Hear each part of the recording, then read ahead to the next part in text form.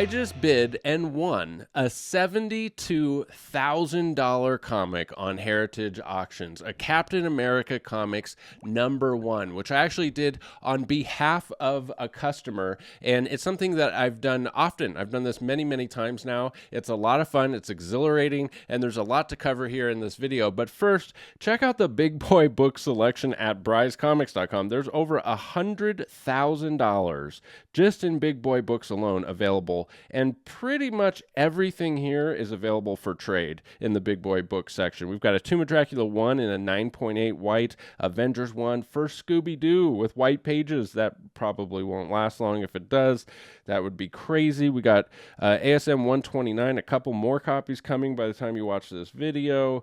Daredevil 1, 3 different copies of Daredevil 1. This one signed by Stan Lee with huge, I mean, it just goes on and on. First Hawkeye, so many awesome books. 9.8 Spideys from 12 cent Silver Age era, first Thor, all kinds of cool stuff. So if you want to upgrade your collection and trade some of your books for some of these big boys, go check it out. Also, there's a bunch of affordable books. Every single day I'm posting new books. Some of the hottest Kyosho comics in the hobby available almost daily. New drops at brycecomics.com. Sign up for the newsletter. While you're there, you get entered to win over $300 in Wolverine slabs this month, and we're giving away 2 1 in 500 wraparound covers by Adam Kubert for the YouTube giveaway. All you have to do is subscribe, comment, and like.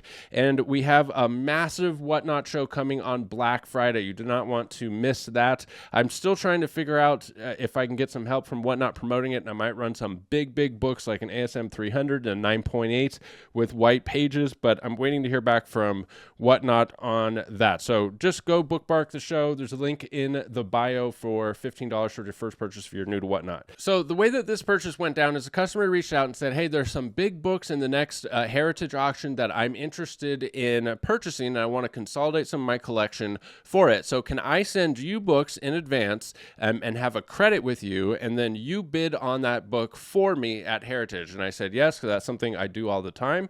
And so he sent me books in advance and got about $30,000 credit with me. And I told him, you know, I can wire you the $30,000, or we can hold that as a credit and bid on things at Heritage. Either way, if we, you know, don't get any of the books on Heritage, then I can just send you your credit. Like, it's cash or credit. And so this was the auction where the Superman 1 sold for $9,120,000. I'm sure you're going to hear all kinds of social media posts about that. And it feels like it brought out a bunch of the big fish because there's just so many awesome books in this auction. A 9.2 Tales of Suspense, just some mega grails. Playboy 1 in a 9.0. That was really cool to see. A bunch of early Action comics. And so what the my customer was after was, but as you can see, and my point here is that if you ever wanted to go for one of these mega grails that are like $20,000 or something, you have that kind of equity in your collection, this is a fun way to do that. You know, you don't have to actually shell out all of that money and pay the sales tax and send a big, huge wire to Heritage. If you have this kind of equity in your collection, I do it all the time where people basically trade me to buy the book for them from Heritage. And this was one that he was interested in, was Batman #1, 6.0 restored, which went for a crazy number, $87,000, which I think eclipses any kind of comp. And that is one of the interesting things about this auction, is that sometimes, and especially with restored books like this, with these mega grails like Batman 1, Captain America 1, sometimes the bidding gets out of hand because the type of people in these auctions have super deep pockets. And have you ever bought something where you know you're not getting a good deal, but you just want that thing? Like, that's the case here with this Batman #1. And so that kind of thing does happen. You have to be prepared for that. And that's why it's best to just go into it with your hard and fast top numbers. You know, you don't want to be in the heat of the moment because as you'll see with the live bidding, this is all very high stress situation. And in fact, with that, let's cut to I recorded the actual bidding process. All right, here we go. I am bidding on these 2 Captain America books on behalf of a customer. A customer has $30,000 credit with me, and I'm going to bid on his behalf here up to $65,000, which I am winning and I'm losing. So we didn't think we were going to get... Let's go to... Yeah, we didn't think we were going to get that one. Wait, did I get that one? It had been outbid by 70. So I did not get it. But he said go up to 65. So we didn't get that one. Man, now we're going on. We didn't think we were either. But yeah, look, it's still going. It's up to 75 before the buyer's premium. It's all very stressful, very confusing with the whole buyer's premium thing. Here's the 8.5 restored copy that we're going to bid on next. CBCS 8.5 restored, heavily restored. And this one I think we do have a fair shot at getting. So I'm to bid up to 55,000 before the buyer's premium. Yeah, look at that. We didn't even stand a chance on that cap one. It went 20,000 over his max. I haven't even checked GPA, but 102 for a blue label cap seems about right. All right, so here we go. Now we're going to the 8.5, and I'm to bid up to 55,000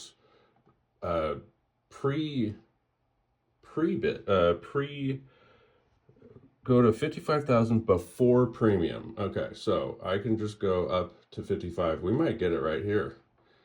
I'm at $43,000. Do I hear 44? Jumping at 44. 44, how about 46? That's me. 46, now I need 48. How fun. I have $46,000 looking for 48, so the Captain America #1 in CBCS restored 8.5. Let's go to $50,000. You were $50,000, how about 55? You've been outbid. I'm at $50,000, do I have an advance to 55? 55, make it 60,000. I have $55,000, do I hear 60? Keep going at 60,000. 55, that's the max. I'm at 55,000, do I hear 60? Jumping at 60,000. I'm at 55,000. 55,000. 60,000. I'm winning. Let's go to $60,000. Out at 55. At 55,000, do I hear 60,000? At 55. Keep going at $60,000. Oh man, I think say fair warning at 55,000. 50. We got it. 55,072. 7200. We got it. 35. Winning. Oh, look at this. Captain America #3. All right. Bye. So apparently I got it for 66. Maybe 72 was the next increment. So apparently I got that part wrong. We got it for 66,000. So 66,000 in an 8.5. Now it's a CBCS 8.5. The last sale of a blue label was 384,000. So, you know, anytime there's a restored book that sells for more than half of the blue label, that's when you really got like to take a closer look, and it's like cause for concern. So the fact that it's nowhere near half means that I think it was a pretty good deal. Here, an 8.0 sold in 2018 for $50,000. An 8.0 signed by Jack Kirby, trimmed, sold for $72,000. An 8.0 sold for $78,000 back in 2022. So, man, I mean, there's no recorded sales of an 8.5 restored, 9.0 restored, nothing at all recent. So I think that 66,000 was a really good price for this. Now, there's a lot of different factors when it comes to restoration, and I'm not going to get into full details here. You really do need to kind of do your research on that, because not all restored 8.5s are the same. You know, they could have massive swings depending on the type of restoration. And actually, Keston's Comics, I'll put him up on the screen. He has a really, really good video that breaks down how to value restored comics. So go check that out if you're at all interested in restored comics. One thing that's cool about a CBCS is that it doesn't have a purple label. In fact, you know, this is an old label CBCS, so if he got this reholdered, it would be copy, that I think is nicer than this, and a nicer case, and you get the blue label with CBCS. It's kind of cool to have restored books by CBCS because you can, as you put it on the wall, it's difficult to tell from far away that it's restored. And this is a beautiful copy as well, for that matter. Really, really sharp 8.5. But as you can see, I mean, all of this is very stressful, and everything about these heritage auctions is by design. And I'm not going to get too far into it,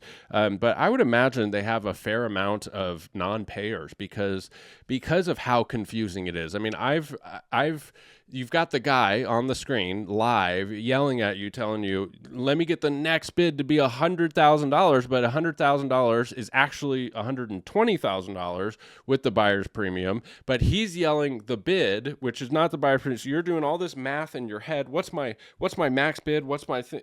And, I would imagine that there's quite a few people that get to the end and go, wait, what? I didn't realize it was 20% more. And then in some cases, they're probably like, yeah, no, I'm not going to pay that. I thought it was less. He was saying 100. He was not saying 120.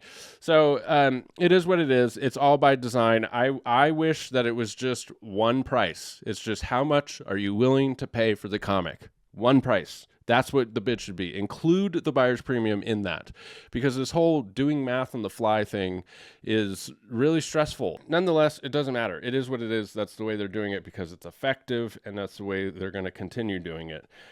So later on in this same auction, somebody called me the morning of this auction, and someone I've done business with for many, many years, and he said, hey, there's this Mystic 6 that's coming up, and I would like to bid on that one.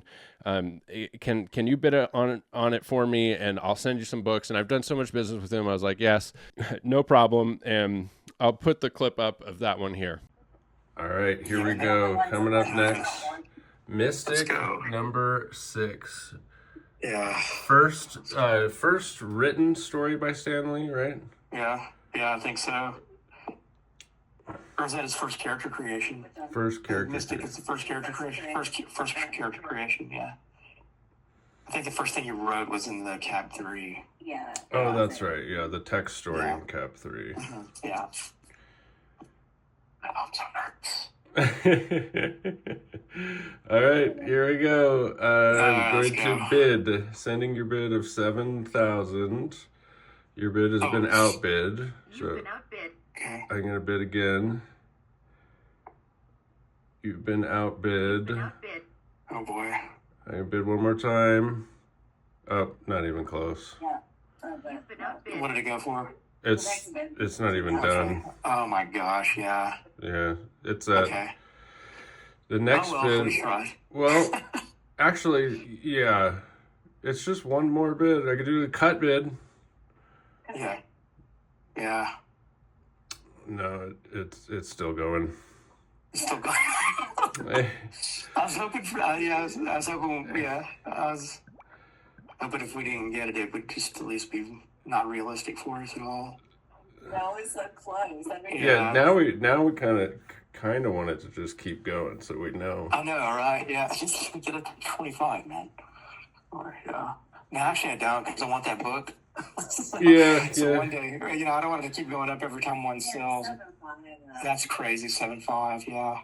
So unfortunately, that one got away from us, but as you can tell, these are very exciting, it's exhilarating to be in the auctions.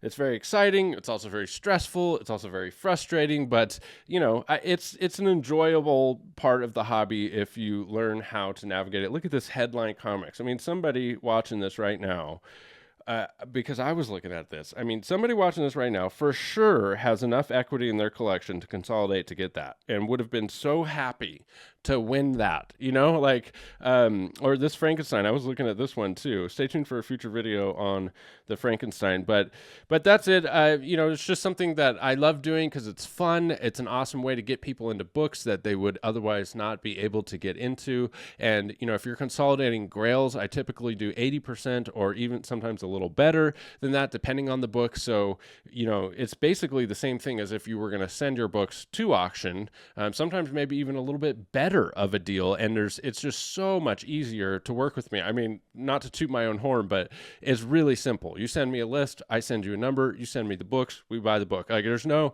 long wait times or anything like that. So it's just a fun part of the hobby and something I really enjoy offering to this community.